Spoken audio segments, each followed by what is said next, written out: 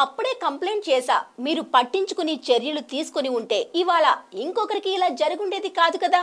మరి నా సంగతి ఏం చేశారు? నేనిచ్చిన ఫిర్యాదు మీద ఇప్పటికైనా యాక్షన్ తీసుకుంటారా లేదా అని టాలీవుడ్ పెద్దలను నిలదీస్తోంది నటి పూనం కౌర్. స్టార్ డైరెక్టర్ త్రివిక్రమ్ మీద కొన్నేళ్లుగా ఇండైరెక్ట్ గా ఆరోపణలు చేస్తూ వచ్చిన పూనం ఈసారి ఏకంగా పేరు బయట పెట్టేసింది. ఇప్పటికే టాప్ కొరియోగ్రాఫర్ జానీపై వచ్చిన అత్యాచార ఆరోపణలతో టాలీవుడ్ కుడితిలో పడ్డ ఎలకలా కొట్టుకుంటోంది. అది సద్దు మనకక ముందే త్రివిక్రమ్ పేరు రివీల్ చేసి బాంబ్ పేల్చింది పూనం.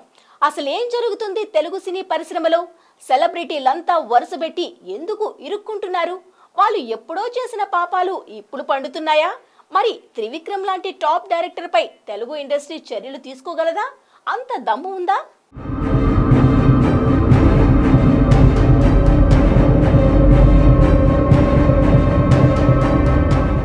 ఏ ముహూర్తాన మలయాళ చిత్ర పరిశ్రమలో జరిగే అరాచకాల మీద జస్టిస్ హేమ కమిటీ రిపోర్ట్ బయటికి వచ్చిందో కానీ అప్పట్నుంచి అన్ని సినీ పరిశ్రమలు వరుస వివాదాల సుడిగుండంలో గిర్రున తిరిగిపోతున్నాయి. జర్నీ స్టార్ట్ చేసి డెస్టినీ రీచ్ అయ్యేలోపు మధ్యలో ఊళ్లు తగిలినట్టు మాలీవుడ్లో మొదలైన కాంట్రోవర్సీల జర్నీ వయా కోలీవుడ్ టు టాలీవుడ్ను టచ్ చేసింది.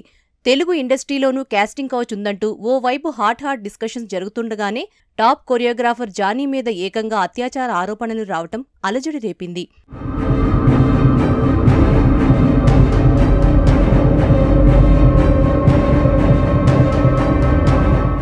తన అసిస్టెంట్ను లైంగికంగా వేధించాడని పోలీస్ ఫైల్ కేసైంది జానీ మీద. ఆ ఎఫ్ఐఆర్ డీటెయిల్స్ అయితే షాకిచ్చేలాగే ఉన్నాయి. నీకు టాలెంట్ ఉంది, మనం కలిసి పనిచేద్దామంటూ ఆఫరిచ్చి అదను దొరకగానే జానీ తనపై అత్యాచారానికి పాల్పడ్డాడని, ఈ విషయం ఎవరికైనా చెబితే చంపేస్తా, ఇండస్ట్రీలో అవకాశాలు రాకుండా చేస్తానని బెదిరించడంతో ఇన్నాళ్లు సైలెంట్గా ఉన్నానని తెలిపింది. దీన్ని అలసిగా తీసుకుని మరింత దిగజారాడని, అందరి ముందు అసభ్యంగా తాకడం, షూటింగ్ స్పాట్లో ఉన్నప్పుడు క్యార్వాన్లో, అవుట్డోర్స్లో ఉంటే రూమ్కొచ్చి లైంగికంగా వేధించేవాడని బాధితురాలు వెల్లడించింది. తాను మైనర్గా ఉన్నప్పటి నుంచే జానీ ఈ వేధింపులకు దిగాడని, జానీ భార్య కూడా తనను హెరాస్ చేసిందని జరిగిందంతా బయటపెట్టిందామె.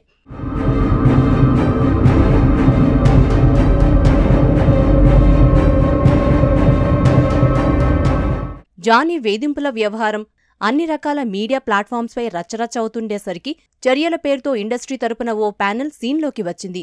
ఇప్పటికే 2 స్టేట్మెంట్ రికార్డ్ చేశామని, 90 రోజుల్లోనే రిపోర్ట్ తయారు చేసి క్లారిటీ ఇస్తామని తెలిపింది ఆ ప్యానెల్. నిజానికి జానీ అసిస్టెంట్ లైంగిక వేధింపుల ఇష్యూ 2 వారాల క్రితమే ఛాంబర్ దృష్టికి వెళ్లింది. ఈ విషయాన్ని ప్యానెలే స్వయంగా చెప్పింది. బాధితురాలని తామే పోలీస్ స్టేషన్కి వెళ్లమని చెప్పామని కూడా వెల్లడించారు. అంటే గైడ్లైన్స్, లీగల్ కమిటీ యాక్షన్ అంటూ పైకి చెబుతున్నవి వట్టి మాటలే అనుకోవాలా?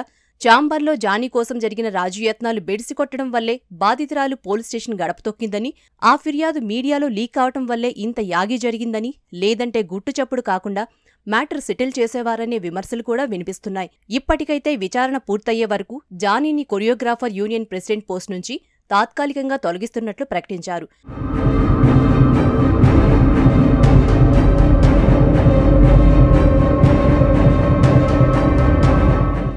జానీ వేధింపుల పర్వం దగ్గరే ఆగిపోలేదు మ్యాటర్. నిజానికి ఇప్పుడే ఆట మొదలైనట్టు కనిపిస్తోంది. కారణం నటి పూనం కౌర్ ట్వీట్. అవకాశం వచ్చినప్పుడల్లా నాకు అన్యాయం జరిగింది, చిత్ర పరిశ్రమలోని 2 ప్రముఖులు నా జీవితాన్ని సర్వనాశనం చేశారంటూ సోషల్ మీడియాలో పోస్టుల రూపంలో టాలీవుడ్ నెత్తి మీద బాంబ్స్ వేస్తుంటుంది పూనం కౌర్. గురూజీ గురూజీ అంటూ ఇండైరెక్ట్ గా పెట్టే పోస్టులు త్రివిక్రమ్ గురించేనని చాలా మందికి ఐడియా ఉన్నా ఇండస్ట్రీ నుంచి రెస్పాన్స్ ఉండేది కాదు. ఫస్ట్ టైం ఏకంగా త్రివిక్రమ్ పేరును మెన్షన్ చేస్తూ యాక్షన్ తీసుకోవాలంటూ మరోసారి సీన్లోకి వచ్చింది పూనం. మరి టాలీవుడ్ ఏం చేస్తుంది ఇప్పుడు?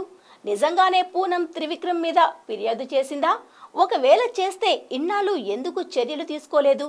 జానీ విషయంలో ఫాస్ట్ గా రంగంలోకి దిగిన ప్యానెల్ పూనంను పిలిచి మాట్లాడుతుందా?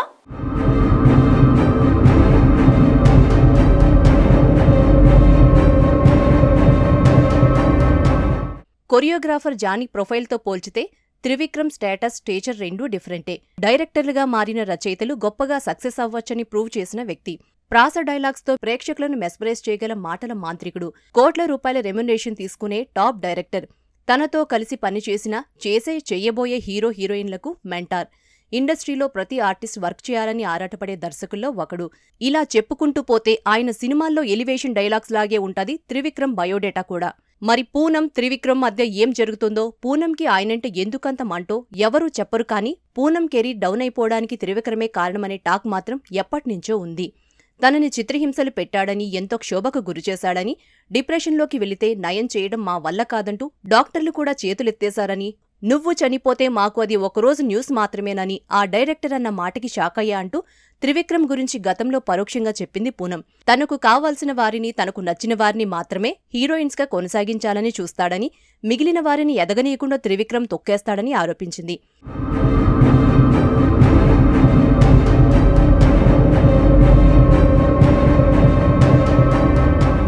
అంతేకాదు, త్రివిక్రమ్ మీద మూవీ ఆర్టిస్ట్ అసోసియేషన్కు ఫిర్యాదు కూడా చేశానని చెప్పింది.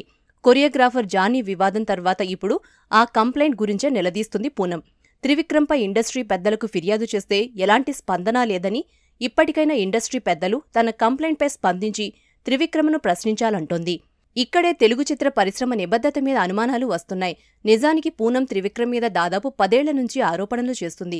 కానీ ఆమెను ఎవరూ పట్టించుకోలేదు. పైగా రాజకీయ ఒత్తిడి తెచ్చి తన నోరు మూయించారు. త్రివిక్రమ్ ఏమో టాప్ డైరెక్టర్గా చలామణి అవుతుంటే పూనం మాత్రం ఫెయిల్యూర్ ఆర్టిస్ట్గా మిగిలిపోయింది. అందుకే పరోక్ష ఆరోపణల దగ్గరే ఆగిపోయిందామె. ఇప్పుడు జానీ వ్యవహారం స్క్రీన్ మీదకి రావడంతో ఇండస్ట్రీకి తన కంప్లైంట్ను మరోసారి గుర్తు చేసింది.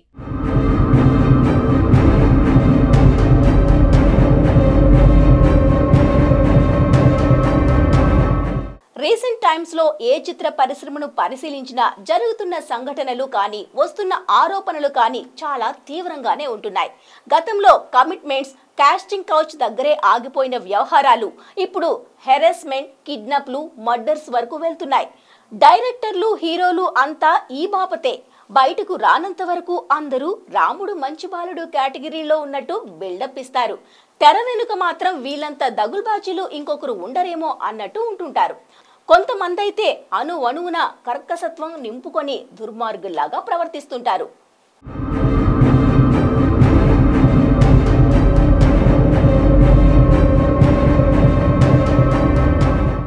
ఏ సినీ పరిశ్రమను తీసుకున్నా కాస్టింగ్ కౌచ్ ఆరోపణలు రెగ్యులర్గా వినిపిస్తుంటాయి. కమిట్మెంట్స్, సెటిల్మెంట్స్ కామన్ అన్నట్టు ఉంటుంది ఇక్కడ. అందుకేనేమో ఎప్పుడైనా ఎవరైనా ఆరోపణలు చేస్తే ఇందులో కొత్తేముంది అన్నట్టుంటారు ఇండస్ట్రీ జనాలు. స్పందించడానికి ఏ పరిశ్రమ ప్రముఖుడికి తీరిక ఉండదు. అడిగేవారు లేకపోయేసరికి మేమేం చేసినా చెల్లిపోతుందనే భ్రమ. ఎలాగైనా బయటపడతామనే నమ్మకం, అహంకారం పెరిగిపోతుంది సినీ జనాల్లో. మరి ముఖ్యంగా హీరోలు, డైరెక్టర్లో ఈ భావన ఎక్కువైపోయింది.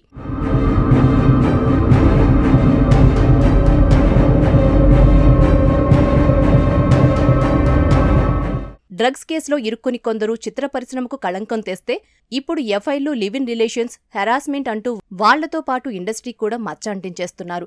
డాన్స్ మాస్టర్ జానీ, త్రివిక్రమ్కు ముందు హీరో రాజ్ తరుణ్ వ్యవహారం టాలీవుడ్కి బ్యాడ్ నేమ్ తెచ్చింది. రాజ్ తరుణ్ ఇష్యూని చిత్ర పరిశ్రమకు అంటగడుతూ వాదనలు జరిగాయి కాబట్టి రాజ్ తరుణ్, లావణ్య వ్యవహారం వాళ్ల పర్సనల్ అనుకోవడానికి లేదు.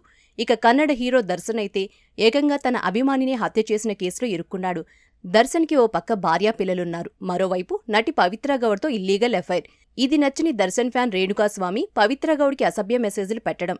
ఇది తెలిసిన దర్శన్ అండ్ గ్యాంగ్ మాట్లాడదామని పిలిచి రేణుకాని చిత్రహింసలు పెట్టి మరీ చంపిన ఘటన కన్నడ నాడుని కుదిపేసింది. అంతకుముందు Malayalam star hero Dileep heroine భావన్ని కిడ్నాప్ చేయించిన వ్యవహారం ఎంటైర్ ఇండియాకి షాకిచ్చింది. ఇవన్నీ కేవలం బయటకొచ్చిన కొన్ని విషయాలు మాత్రమే. లోపల ఇంకెన్ని జరుగుతున్నాయో.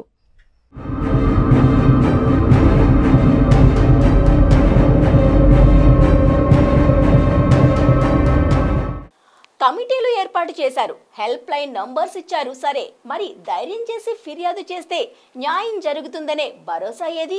అంతెందుకు, ఎప్పటినుంచే డైరెక్టర్ త్రివిక్రమ్ మీద వస్తున్న ఆరోపణల మీద విచారణ చేయగలరా?